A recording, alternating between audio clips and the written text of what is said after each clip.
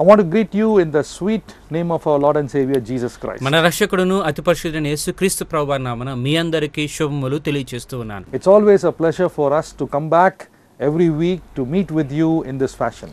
ఈ రీతిగా ప్రతి వారం మీతో కలుసుకొని ఈ యొక్క విషయాలు తెలియచేయడం మాకెంతో సంతోషంగా ఉన్నది. Our aim here is to direct you to the Bible. దేవుని యొక్క వాక్యాన్ని మీరు బాగా పఠించేటువంటి రీతిగా చేయడమే మా ముఖ్య ఉద్దేశము. There is truth in the word. దేవుని యొక్క వాక్యము సత్యము. And there is a lot of knowledge when we go in depth in the Bible. అంతేకాకుండా బైబిల్ను బాగా మనం పఠిస్తూ ఉన్నప్పుడు ఎన్నో ముఖ్యమైనటువంటి విషయాల్ని తెలుసుకుంటాము.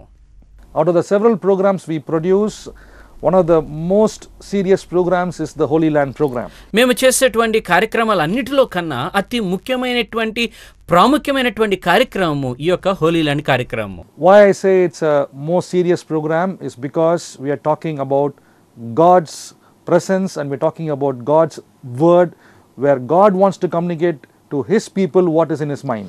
ఇది ముఖ్యము అని మేము చెప్పడానికి గల కారణం ఏమిటంటే దేవుడు ఏదైతే విషయాల్ని తన యొక్క ప్రజలైనటువంటి వారికి తెలియచేయాలి, వారు తెలుసుకోవాలని భావిస్తూ ఉన్నాడో ఆ సంగతులను మేము ఈ కార్యక్రమం ద్వారా వివరిస్తూ ఉంటాము. It is also interesting to note that of the several books in the Bible, Revelation is the only book which talks about the past, the present and the future.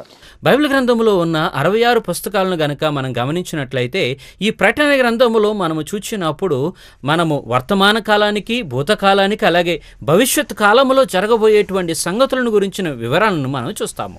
As I was thinking of this word Revelation, a small story came to my mind. ఈ యొక్క ప్రకటన గ్రంథాన్ని గురించిన విషయాలను ఆలోచన చేస్తూ ఉన్నప్పుడు నా యొక్క మనసులోనికి ఒక కథ గుర్తుకు వచ్చింది. Abraham Lincoln, who was the President of the United States of America, when he was a young man, had to go and speak in a very difficult situation.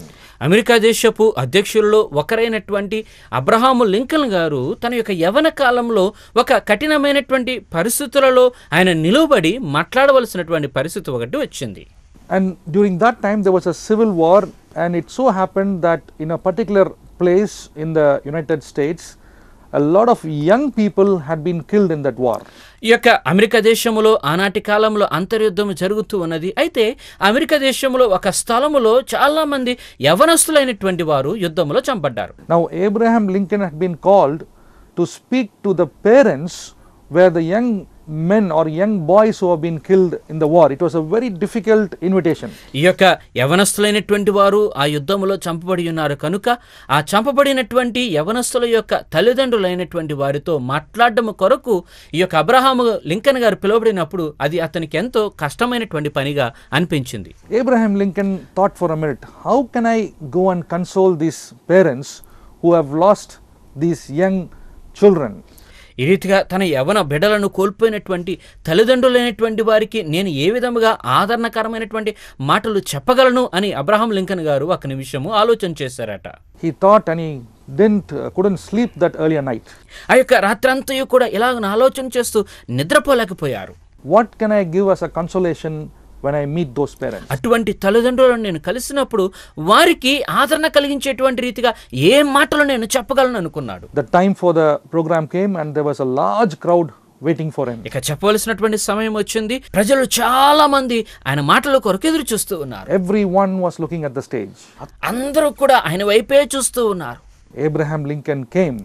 Abraham Lincoln గారు బయటకు వచ్చారు. What he said was this: ఆయన ఏం మాట్లాడాడంటే, it is up to the living to take the legacy of the dead or the people who have martyred before us. మనకు ముందుగా చనిపోయిన లేకపోతే హతసాక్షులుగా మార్చబడినటువంటి వారిని గురించిన సంగతులను తీసుకొని వెళ్ళవలసినటువంటి బాధ్యత బ్రతికి ఉన్నటువంటి వారిదే అన్నాడు ఆయన. I repeat, he said it is up to the living to take the legacy of those who have been gone before us. మరలా చెప్తున్నానండి, ఎవరైతే మనకు ముందుగా చనిపోయారో చనిపోయినటువంటి వారిని గురించిన సంగతులను ముందుకు తీసుకుని వెళ్ళేటువంటి బాధ్యత బ్రతికి ఉన్నటువంటి వారిదే. So God spoke to me in a very still voice and said, yes, it is important to study Revelation because it is up to the living to take charge of what people have sacrificed before us for the gospel. కనుక సువార్త విషయమై ప్రజలైనటువంటి వారు వేటినైతే వారు పణముగా పెట్టి ఉన్నారో వాటిని ముందుకు తీసుకుని వెళ్ళవలసినటువంటి బాధ్యత బ్రతికి ఉన్నటువంటి మన మీద ఉన్నది అనేటువంటి సంగతిని దేవుడు మృదువైన స్వరముతో నాకు తెలియచేశాడు. కనుక ఇది నా బాధ్యతగా ఉన్నది. You and I cannot say it is not my responsibility. ఇది నా బాధ్యత కాదు అని నీవు నేను చెప్పలేము కదా. You and I cannot also say it is nothing that I can do. నేను చేయగలిగినటువంటిది ఏమీ లేదు అని కూడా మనము చెప్పలేము.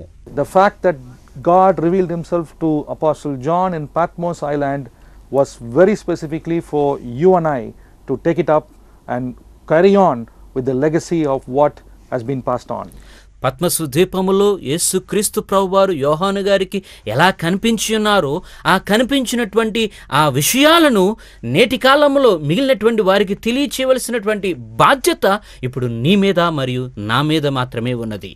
The last week we saw about the fifth trumpet. గత వారములో మనము 5వ బోరను గురించినటువంటి సంగతులను తెలుసుకున్నాము. A lot of new details was discovered. అనేకమైన నూతన విషయాలను మనం తెలుసుకోవడం జరిగింది. And I am not sharing something which is out of my own imagination. We refer a lot of books, we go back to the Bible, and we do a lot of research before we share this. ఈ యొక్క విషయాలను నాకు తెలిసినటువంటి రీతిగా లేకపోతే నేను అనుకున్నటువంటి వాటిని మీకు చెప్పడం లేదు, కానీ మీకు చెప్పడానికి ముందుగా అనేకమైనటువంటి పుస్తకాలను మేము చూసి వాటిని చదివి వాటిలో ఉన్నటువంటి విషయాలను గమనించి బైబిల్తో వాటిని పోల్చిన తర్వాత మాత్రమే మీకు తెలియచేయడం జరుగుతూ ఉన్నది. Our only aim is to direct you to the Bible. మా యొక్క ముఖ్యమైన ఉద్దేశం ఏమిటి అంటే కేవలము మీరందరూ బైబిల్ చదివేటువంటి రీతిగా చేయడమే. And when you read Revelation, you will also get new things about what God is telling you. అలాగే మీరు కూడా బైబిల్ గ్రంథంలో ఉన్నటువంటి ప్రకటన గ్రంథాన్ని చదువుతూ ఉన్నప్పుడు దేవుడు మీకు చెబుతున్నటువంటి నూతన విషయాలను మీరు కూడా తెలుసుకోగలుగుతారు. Join me in this episode of discovering on the fifth, and let's also study more on the sixth trumpet. ఈ యొక్క 5వ బోర గురించి అలాగే 6వ బోర గురించి మేము చెప్పబోయేటువంటి విషయాలను మీరు కూడా తెలుసుకోవడం కొరకు ఈ కార్యక్రమాన్ని చూడాలని ఆశిస్తున్నాను.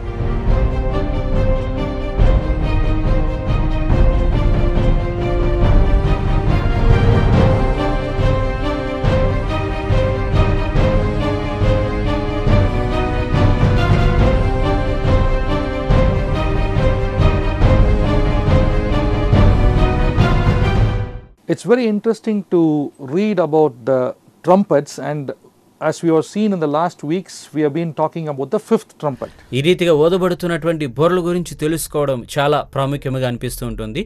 గత వారములలో మనము 5వ బోర వరకు జరుగుతున్నటువంటి సంగతులు ఏమిటో తెలుసుకున్నాము. It's also interesting to note that God uses symbols to illustrate his mind. ఆ తర్వాత దేవుడు తన యొక్క మనస్సులో ఉన్నటువంటి సంగతులను తెలియచేయడం కొరకు కొన్ని సూచనలను కూడా వాడుకుంటూ ఉన్నట్లుగా గమనించగలుగుతాము. Though trumpets are not of great significance today, in those days trumpets meant a lot of things for an information. నేటి కాలంలో బోరలకు అంత ప్రాముఖ్యత లేకపోయినప్పటికీ ఆనాటి కాలంలో ఈ బోరల ద్వారా అనేకమైనటువంటి విషయాలు ఇతరులకు తెలియచేయబడడం జరుగుతూ వచ్చేవి. That is why you see the set we have created has this trumpets, and we try to visualize what is being told in Revelation. ఈ యొక్క ప్రకటన గ్రంథంలో జరుగుతూ ఉన్నటువంటి సంగతులు మీకు కొంత అవగాహన కలిగించేటువంటి రీతిగా మేము ఈ సెట్ను కూడా అదే రీతిగా బోరలతో ఉన్నట్లుగా సిద్ధం చేయడం జరిగింది. The fifth trumpet plague is evil and the result of the spiritual decline and apostasy portrayed in the third and fourth trumpets. ఈ 9వ బోర గురించినటువంటి సంగతులను మనం ఆలోచన చేస్తూ ఉన్నప్పుడు 3, 4 బోరలు జరుగుతూ ఉన్నప్పుడు ఏ విధమైనటువంటి ఆత్మీయముగా బలహీనత లేకపోతే ఆత్మీయముగా పతనమైపోయినటువంటి స్థితి కనబడుతూ ఉన్నదో మనం చూడగలుగుతాము.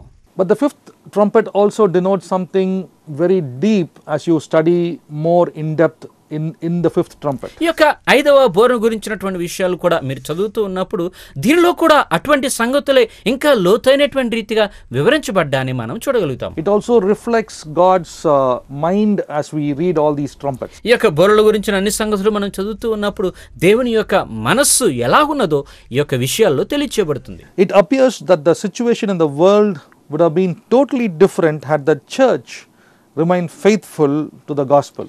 సంఘము సువార్త విషయములో నమ్మకముగా ఉన్నట్లయితే ప్రపంచం యొక్క చరిత్రయే మరొక రీతిగా ఉంటుంది అన్నట్లుగా ఈ యొక్క విషయాలు మనకు తెలియచేయబడుతున్నాయి.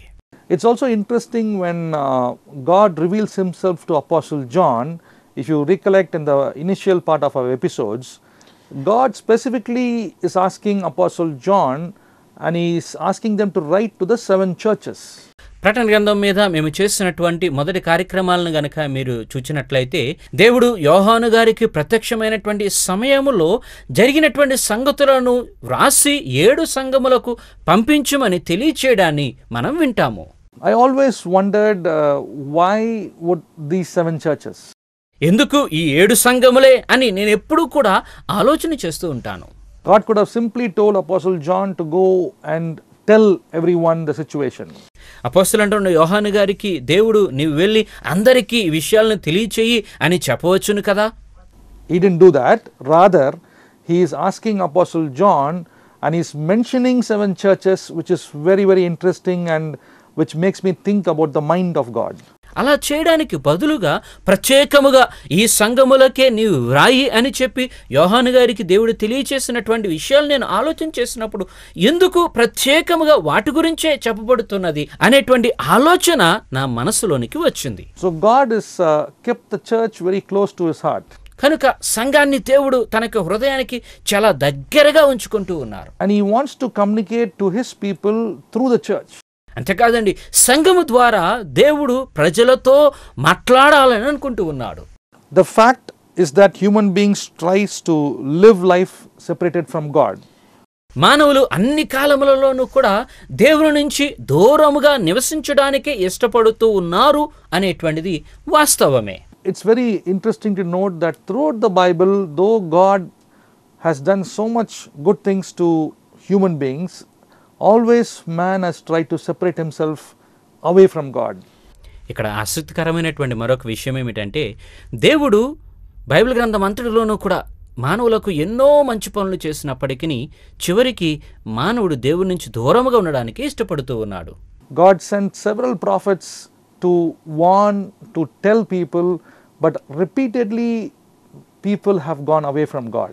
మానవులను హెచ్చరించడానికి, వారిని సరైనటువంటి మార్గంలో తిరిగి తీసుకొని రావడానికి దేవుడు అనేక ప్రవక్తలను పంపించినప్పటికీ కూడా మానవులు వారి మాటను విననొల్లని వారుగానే ఉన్నారు. The fact remains is that the human beings always try to go away from God, and they have always tried to be away, saying that I know what to do with my life. నా జీవితంలో నేనేం చేసుకోవాలో నాకు తెలుసు, నాకు దేవునితో అవసరం లేదు అనుకుంటూనే ప్రజలైనటువంటి వారు దేవుని నుంచి దూరంగా ఉండడానికే ఎప్పుడూ కూడా వారు ప్రయాసపడుతూ ఉన్నారు, అలా ఉండడానికి ఇష్టపడుతూ ఉన్నారు. Human beings are also been alienated from God, from others and from themselves.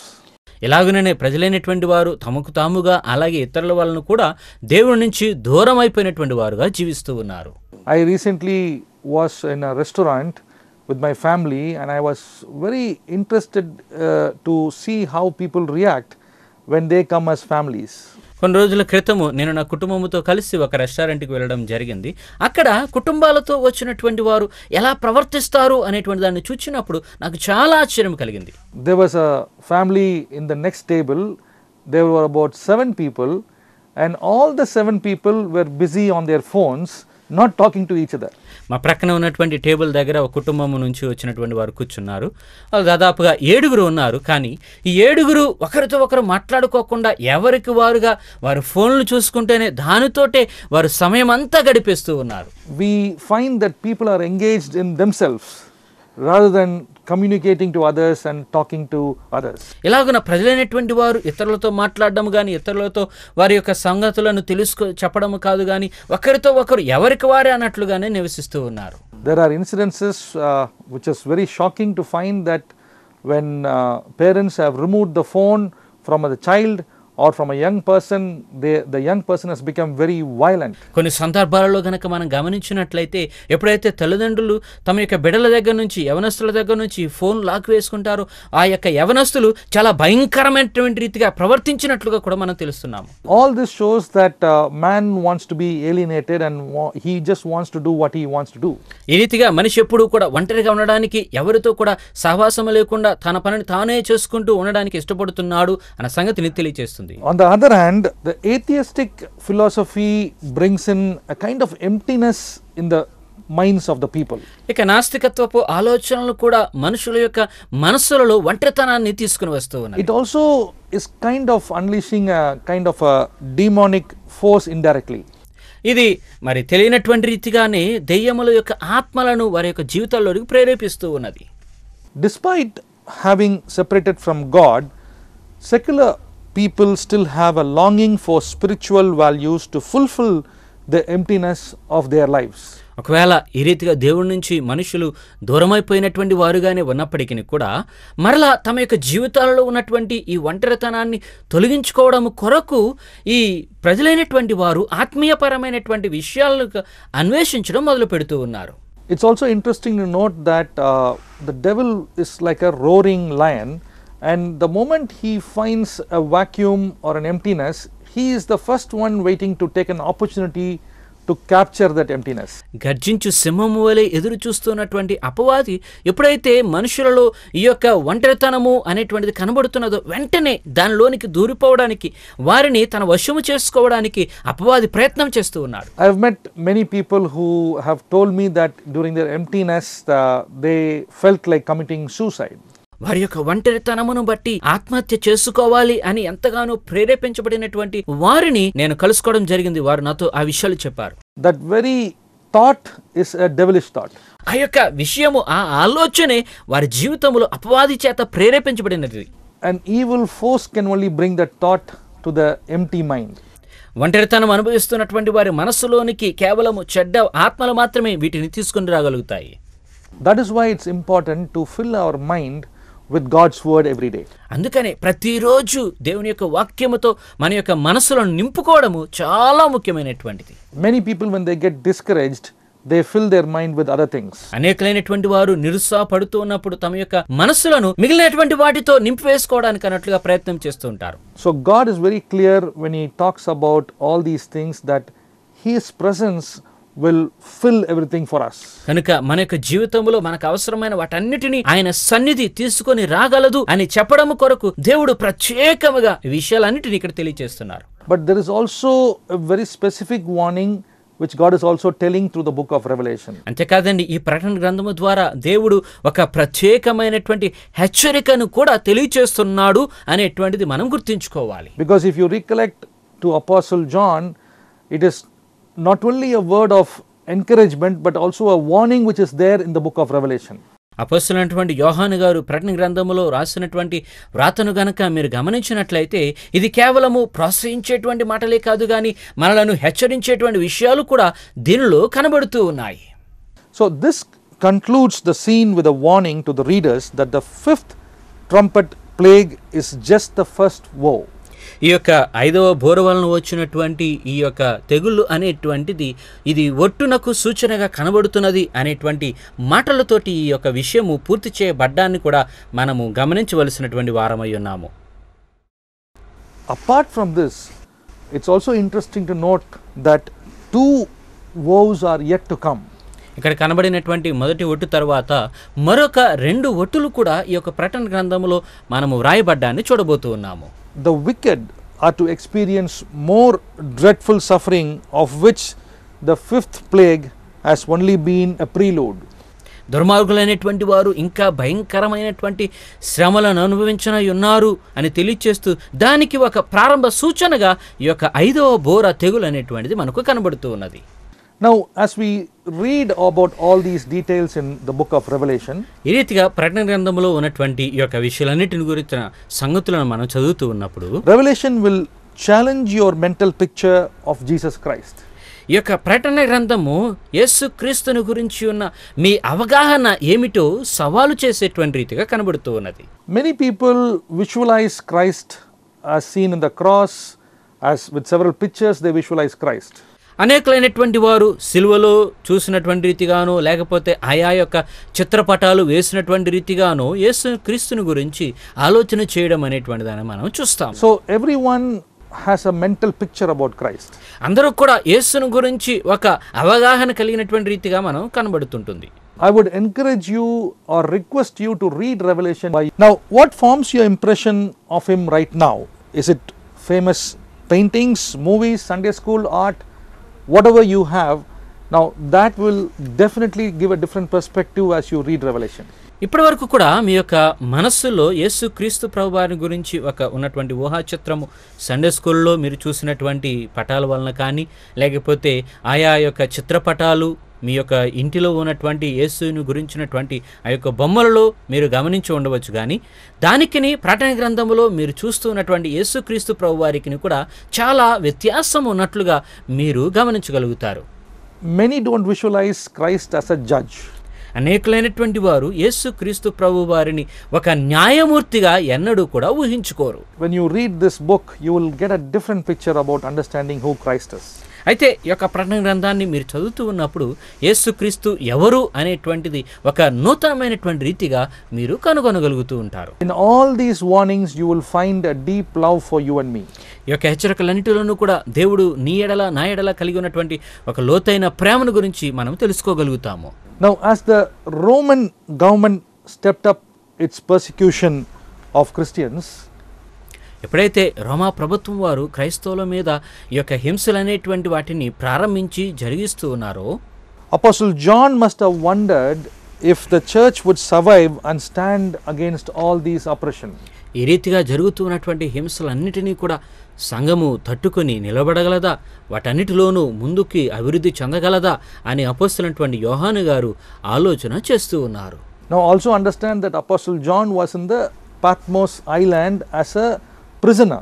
మరొకటి కూడా మీరు గమనించినట్లయితే అపోస్తలుడైనటువంటి యోహాను గారు ఇప్పుడు పద్మసు ద్వీపములో ఖైదీగా ఉన్నారు.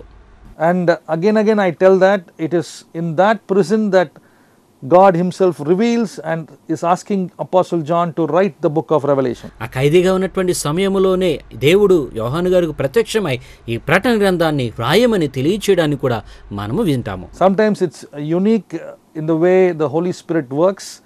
You and I may think that we are surrounded by difficulties, but it is during these difficulties that God shows up and reveals himself. పరిశుద్ధాత్మ దేవుడు ప్రత్యక్షపరచబడేటువంటి విషయాలు చాలా ప్రత్యేకంగా మనకు కనబడుతుంటాయి. మన చుట్టూ కూడా కష్టాలు ఉన్నాయి అనుకుంటూ ఉంటాము, కానీ ఆ కష్టములలోనే దేవుడు మనకు ప్రత్యక్షపరచబడ్డము అనేక సంగతులను తెలియచేయడం చూస్తాము.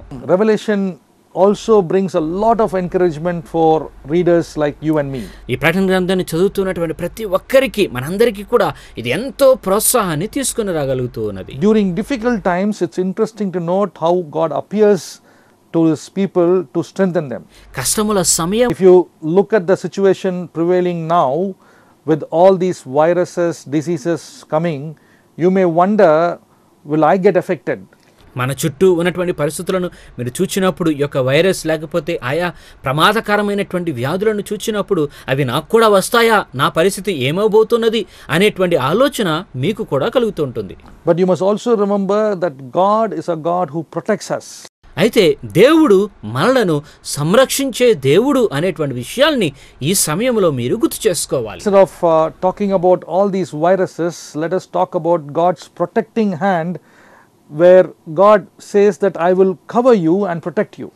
ఈ వైరస్ గురించి వస్తున్నటువంటి వ్యాధుల గురించి మాట్లాడుకోవడానికి బదులుగా దేవుడు నిన్ను నా హస్తములో నా చేతులలో చెక్కుకొని ఉన్నాను, నిన్ను భద్రపరుస్తూ ఉన్నాను అని చెప్పినటువంటి వాటిని బట్టి దేవుని యొక్క చేతులలో మనం ఎంత భద్రముగా ఉన్నామో అనే సంగతులను గురించి మనం మాట్లాడుకుందాము. If you read Psalm 91, there is a lot of depth in this protection. I would urge you to read Psalm 91 to claim your protection against all these diseases. ఈ యొక్క ఉన్నటువంటి వ్యాధుల సమయములన్నిటిలోనూ కూడా 91వ కీర్తన మీరు చదువుతూ 91వ కీర్తనలో దేవుడు ఇచ్చినటువంటి వాగ్దానాలను పట్టుకొని మీరు భద్రపరచబడి ఉన్నారు అనేటువంటి సంగతిని మీరు గమనించుకోవాలని నేను తెలియజేస్తూ ఉన్నాను. So if you are facing difficult problems, remember that the power available to Apostle John and the early church is also available to you and me as we read the book of Revelation. కనుక ప్రకటన గ్రంథం మనం చదువుతూ ఉన్నప్పుడు మీ చుట్టూ కూడా కష్టాలు ఇబ్బందులుగా ఉన్నట్లయితే ఆనాటి కాలంలో దేవుని యొక్క శక్తి ఎలాగున అపోస్తలుడైనటువంటి యోహాను గారికి సంరక్షణగా ఉన్నదో అదే శక్తి నేటికి కూడా మనందరికీ సంరక్షణగా ఉన్నది అనేటువంటి సంగతిని మీరు గమనించాలని కోరుతూ ఉన్నాను. God, the reason he wants to warn his people is because he loves us. దేవుడు తన యొక్క ప్రజలను హెచ్చరించాలనుకోవడానికి గల కారణం ఏమిటంటే తన ప్రజలను ఆయన ప్రేమిస్తూ ఉన్నాడు. I would urge you once again to go in depth, sit as a family and read the book of Revelation. మరొక్కసారి మీరందరూ కూడా ఒక కుటుంబముగా కూర్చొని ప్రకటన గ్రంథములో ఉన్నటువంటి సంగతులను చదవాలని వాటిని తెలుసుకోవాలని నేను మీకు విన్నపం చేస్తున్నాను. Please also keep in mind that we are doing our best to do this research, and we take all these points from several books, several scholars, and we go back to the Bible and we present this program. So if you have any doubts, please go back to the Bible and you will get explanation. మరొకసారి మీకు తెలియచేస్తూ ఉన్నాను. ఈ యొక్క విషయాలను మీకు తెలియచేయడం కొరకు మేము ఎంతగానో పరిశోధన చేసి అనేక పుస్తకాలను చదివి వాటిని మరలా బైబిల్ గ్రంథంలో ఉన్నటువంటి విషయాలను మేము సరిపోల్చుకొని చూసిన తర్వాత మాత్రమే మీకు తెలియచేస్తున్నాం. కనుక మీకు ఏదైనా సందేహాలు ఉన్నట్లయితే మరొకసారి బైబిల్ గ్రంథాన్ని తెరిచి వాటిని చదివి వాటిలో ఉన్నటువంటి సంగతులను మీరు తెలుసుకోవాలని వాటిని అర్థం చేసుకోవాలని మిమ్మల్ని కోరుతూ ఉన్నాను. Next week let's study some more details and let's study the word together to understand God's love and God's care for us. కనుక దేవుని యొక్క ప్రేమ, దేవుని యొక్క భద్రతను గురించి మనం తెలుసుకోవడం కొరకు వచ్చే వారం కూడా మనమందరమును కలిసి ఈ యొక్క ప్రకటన గ్రంథంలో ఉన్నటువంటి విషయాలను తెలుసుకుందాము. వాటిలో ఉన్నటువంటి మరి లోతైనటువంటి సంగతులను గురించి, లోతైన మర్మాలను గురించి మనమందరం ధ్యానం చేద్దాము. Thank you for joining us today. I will see you next week same time in another interesting episode of the Holy Land. ఈ కార్యక్రమాన్ని చూసినందుకు మీ అందరికీ కృతజ్ఞులమై ఉన్నాము. అలాగే వచ్చే వారము హోలీ ల్యాండ్ కార్యక్రమంలో నూతనమైనటువంటి సంగతులను తెలియచేయబోతున్నాము కాబట్టి తప్పక మీరందరూ చూస్తారని ఆశిస్తూ ఉన్నాము. దేవుడు మిమ్మల్ని దీవించును.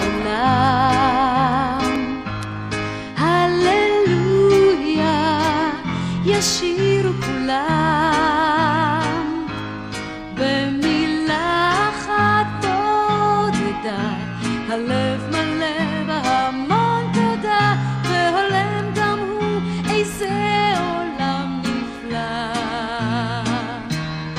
הללויה עם השיר